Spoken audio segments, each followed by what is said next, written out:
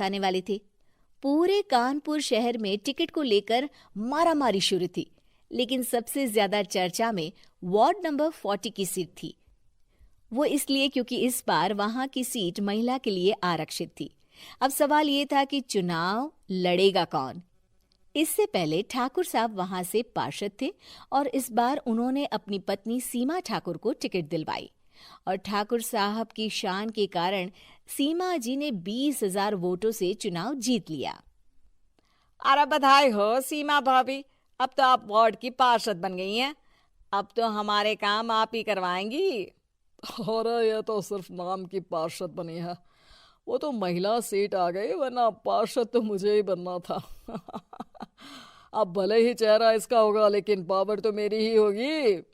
अरे वाह भाई साहब, क्या दिमाग लगाया है आपने भी।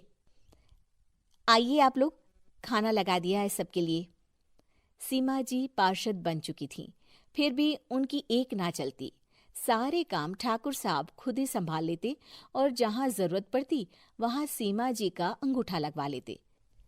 सीमा जी ज्यादा पढ़ी लिखी भी नहीं थी। एक दिन ठाकुर साहब और सीमा एक प्रोग्राम में जाते हैं। अरे ठाकुर साहब, आप आ गए। ओहो, पार्षद मैडम भी आ गई हैं। स्वागत है आप दोनों का। लगता है हमारे पार्षद फंड का सही इस्तेमाल हो रहा है। चलिए अब उद्घाटन करते हैं। ये लीजिए ठाकुर साहब कैची, आप ही सबसे पहले प्रवेश कीजिए।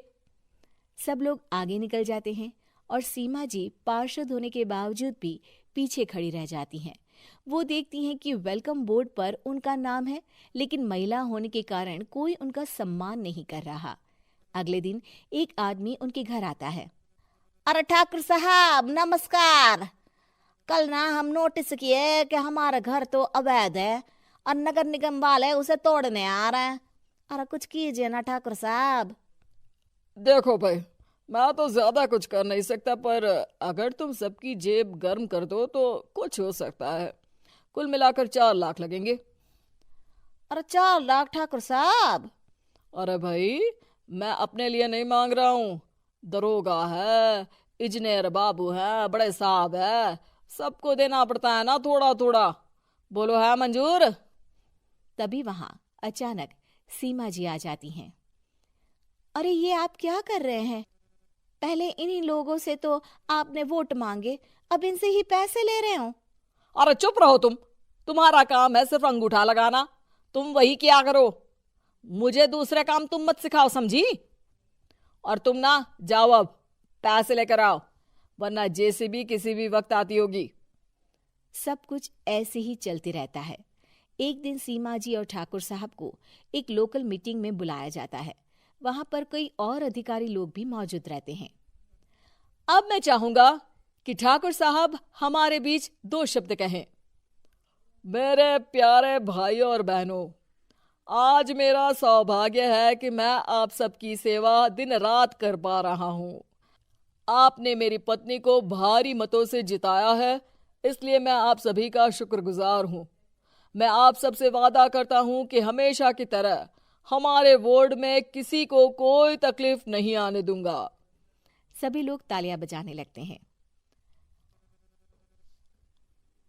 अब मैं माननीय पार्षद मैडम को स्टेज पे बुलाना चाहूंगा।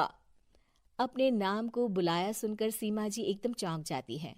उन्हें बिल्कुल उम्मीद नहीं थी कि इतनी बड़ी जगह उन्हें मंच पर बुलाया जाएगा।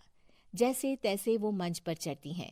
ऊपर जाते ही सीमा जी को सारी पुरानी बातें याद आ जाती हैं कि किस तरह उनके पति उन्हें कभी भी आगे बढ़ने नहीं देते और उनके नाम से गलत काम करते हैं। वो बोलने लगती हैं। मैं आपके वार्ड की पार्षद सीमा हूं। आप में से बहुत कम लोग ही मुझे जानते होंगे, क्योंकि इससे पहले मुझे कभी ऐसा मौका ही नहीं मिला। सारे मौके मेरे पार्षद पति यानी आपके ठाकुर साहब ही लेते रहे, लेकिन आज ये मौका मुझे मिला है तो मैं इसे ऐसे ही नहीं जाने दूंगी। मैं आपको ये बताना चाहती हूँ कि आपके ठाकुर साहब मेरे नाम की आड़ में गैर कानूनी काम करते हैं, जिस पर अंगूठों के निशान मेरे होते थे। इसीलिए मैं अपनी गलती मानती हूँ और आज अपने पद से इस्तीफा देती हूँ, ताकि आगे से कोई गलत काम ना हो पाए। अब फैसला आप सबके हाथ में है कि आप हमें क्या सजा देना चाहते हैं। सीमा जी की बातें सुनकर ठाकुर साहब के चेहरे का रंग उड़ जाता है और वो शर्म से मुंह नीचा करके वहां से चले जाते हैं और पद से इस्तीफा देकर ही सही सीमा जी अपने आप में आत्मविश्वास महसूस करती हैं।